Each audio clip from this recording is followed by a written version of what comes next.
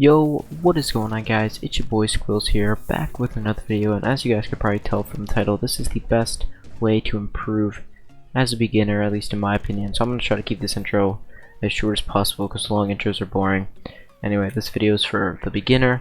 If you just want to start from scratch these methods, we're going to focus on different areas that are really important to learning Siege, because Siege is a really unique game and it has some things that are not in other first-person shooters. However, it's not fun.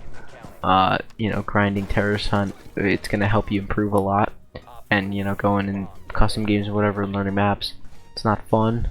Playing casual with your friends and whatever is gonna be way fun, or way more fun anyway, but it won't help you improve as fast. So if you have time to get dedicated to the game, I think you should try this. So there's time codes I put in the description if you just want to focus on one area.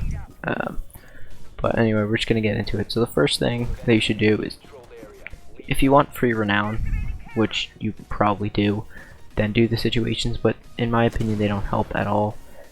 You know, if you're completely new and you've never watched a video and you don't know what the game's about, then maybe you should play them, but otherwise skip the situations, go straight to normal lone wolf terrorist hunt. Just keep playing it until you can consistently beat it. I only play on house because that's just the best map for terrorist hunt. If you just want aim practice, that's the map you should play on. But once you're just beginning, you want as much map knowledge as quickly as possible. So playing all the ranked maps with terrorist hunt is probably going to be the best. So the ranked maps are Oregon, Border, Consulate, Clubhouse, Coastline, Bank, Villa, Theme Park, Cafe, Chalet, Hereford Base, Skyscraper, and Fortress.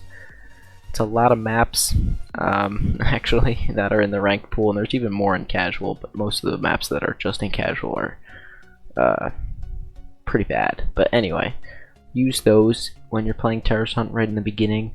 While they won't go as fast for terrorist hunt and you won't be killing enemies in quick succession as you would on a smaller map like house, these are going to give you some basic practice on the map before you get into a lot of multiplayer.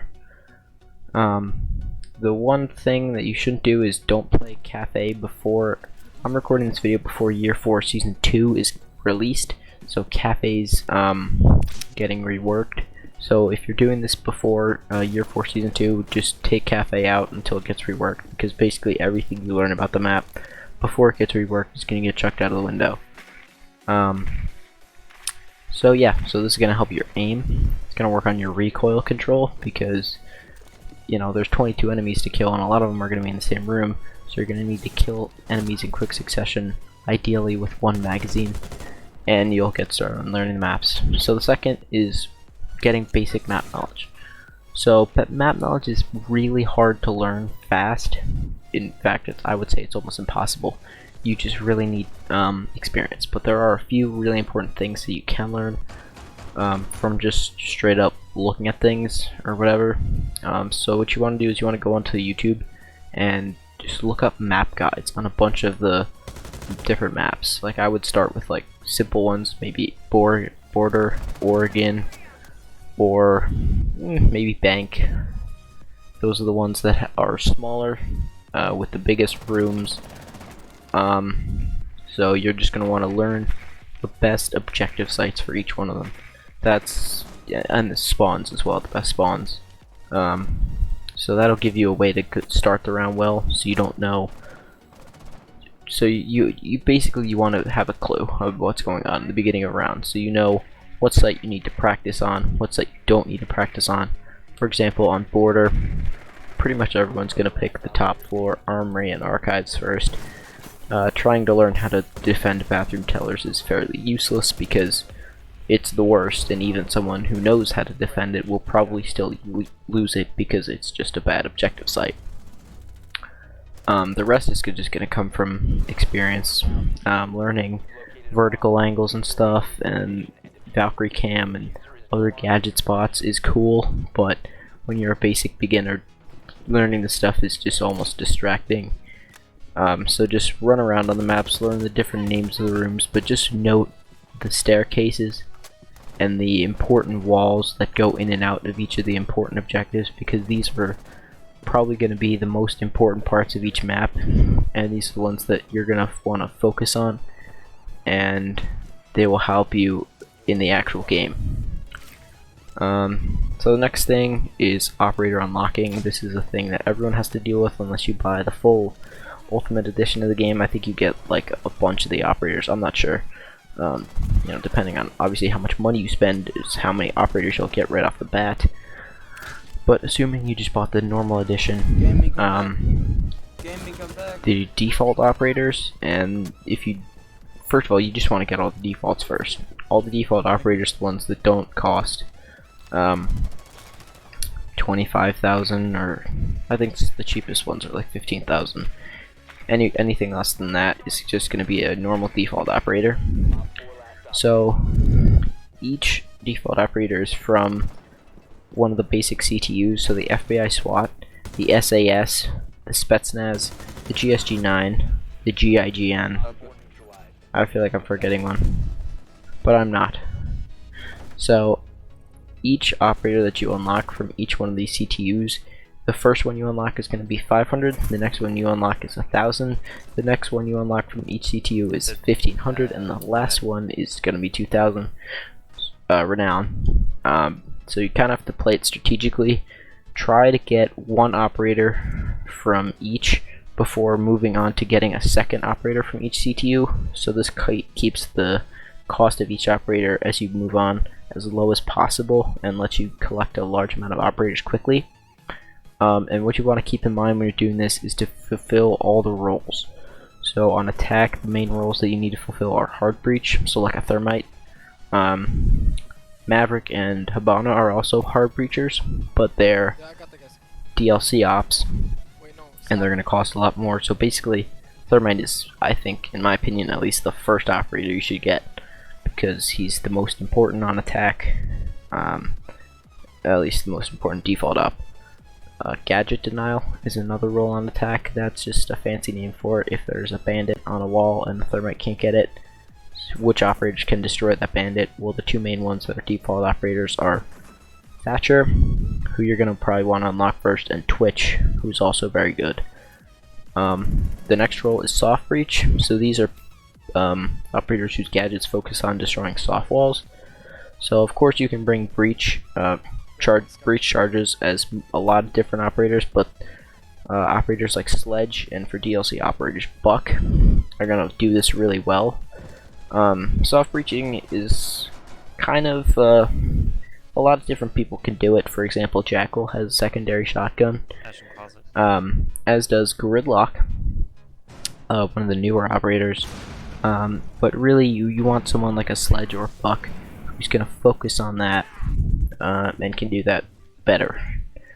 So the least important, in my opinion, is the Fragger. This is going to be like an Ash, a Twitch, Jackal, or Nomad are the ones that I've seen. Some people like to frag with IQ, but I think IQ is just in general too important to frag with. But these are the operators that are going to be 3-speed with a good gun. So Ash is the one that comes to mind for default operators.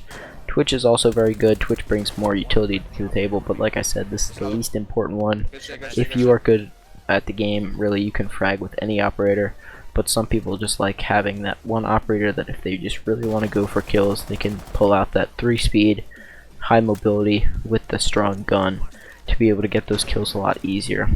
And the final role, and why I put this last, is because it's kind of situational.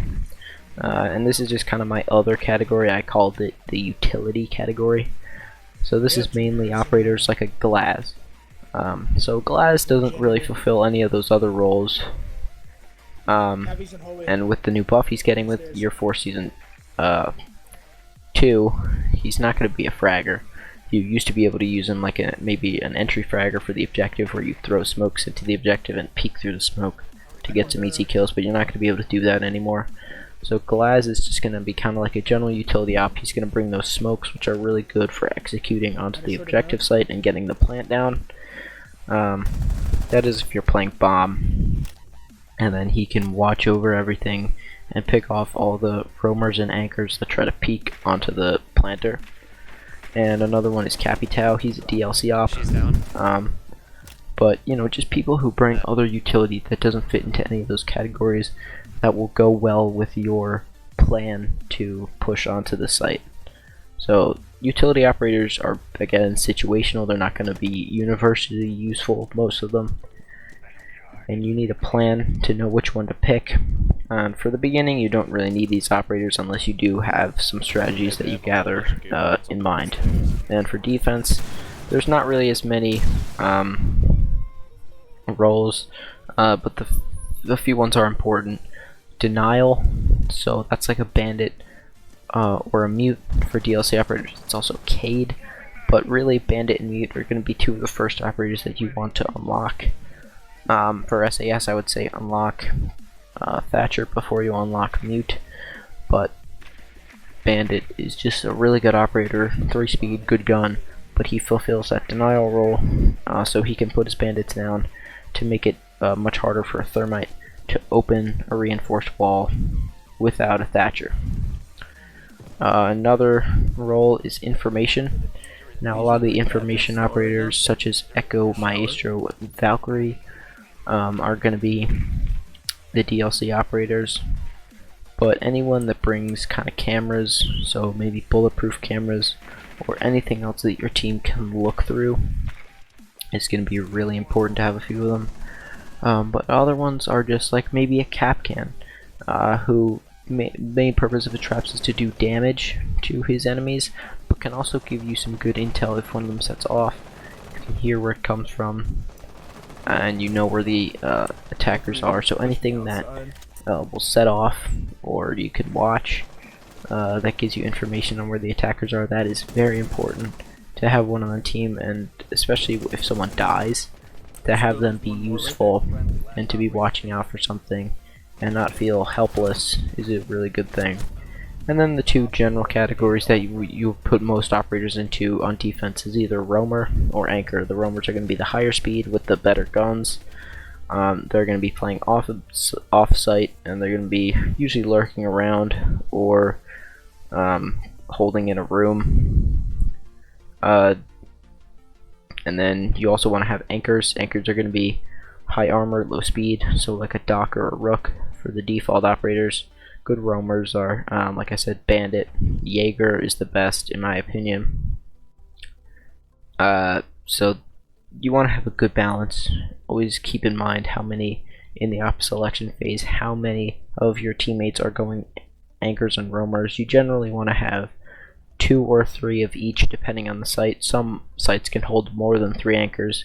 Some sites you'd struggle to find good positions for 2 anchors. And it all depends again on your strategy, but try to strike a balance and don't run all roamers who just sit on site, or all anchors, or I didn't say that right, all roamers who are all playing off site leaving objective undefended, or all anchors who sit on site and castle up or turtle up. So for operators, just find operators that you like and use them more. Generally, just having one operator that you stick to and swear by your life. With that operator, it's not good, and it will inhibit your growth, but especially when you're getting into multiplayer in the very beginning, having at least one operator on each side that you feel like you're good with their gun and you like the way they play, that's usually good when you're getting into multiplayer, because it can help you feel out other areas of the game better. But definitely mix up your operator choices. I can't tell you how important it is to be able to flex off to different operators, because oftentimes your one operator will get picked in a match and then you don't know what else to do. That's not good. So anyway, op selection is kind of like picky choosy. You find what operators you like, you find what operators you need, and you try to pick the one that fits both categories. So fourth is the attachments. Really, you can kind of use what you want, but as at least what I think, the flash hider and the vertical grip are your best friends when you're new. They both help you control recoil. The flash hider isn't the best for recoil if you're mag dumping, like if you're just opening up your gun and firing 10 plus rounds in a burst. That's not good. You should probably fix that, especially when you're new. Not tap firing and not quite burst firing, but not you know, using off your whole mag Logistics. is better, and that flash hider and vertical grip are going to help you. Some people like the angled grip, and they switch to it too early, in my opinion. And if you struggle with recoil at all, until you feel like you've mastered your operator's gun and the recoil and the way it plays, do not switch off the flash hider or the vertical grip to something like a suppressor or an angled grip, because those two attachments are going to help you in way less situations than a flash hider and a vertical grip will if you haven't mastered the recoil. Don't use the laser as well unless it's a shotgun. It'll give you away your position and get you killed more times than it will save you on a hip fire. You should never be hip firing in general. For scopes, pretty much use whatever scope you want. Red dot is generally the worst sight considered by most people, but at least when I was starting, I liked the red dot, and I know a lot of other people do when they're just starting because of the really simple reticle. So pretty much do what you want. It's all preference on the site. So moving on to even more map knowledge. If you want to get more advanced map knowledge, the best way to do this is there's two ways, but they both involve custom games. So create a custom game on whatever map you like. Make the rounds as long as possible. So I think that's like 10 minutes. You can turn the round up to. Anyway, this is going to give you a lot of creative freedom. You can spawn in as Sledge is the best one to open up all the walls and see what's behind each wall, as well as to, you know, just run around the map and find different spots. So doing that is really helpful because you can see from the perspective of an actual player going around the map and learning all the names of each room and how the map will play out in a real game. But for me, I'm not sure it works for other people. I've heard other people say they really don't like this and it confuses them, but for me what I like to do is to join the creative match, or the custom match as a spectator and look onto the map from above. And for me at least, this helps me learn the layout of the map. So if I use my compass in a real game, at least when I was new, that would help me find the staircases because I had already seen the map from above and I knew where they were in terms of my cardinal directions. And also that's just a really good general tip, especially when you're new. Learning where certain stairs are in terms of certain stairs and walls are in terms of cardinal directions will really help you to orient yourself in the actual game. So that's pretty much it for the video. There's lots to learn about this game, and it can feel really frustrating and overwhelming in the beginning. The big key is that you just stick with it. It is a very rewarding game, and it's very intense when you get good at it. So climbing the ranks in this game, in my opinion, is very fun, and it never gets boring. So thank you all for watching the video. Make sure to check out my other videos, especially as you get more into the game. I think I can offer some good tips for you to help you out along your way. So thank you all for watching, and I'll see you guys in the next video. Peace.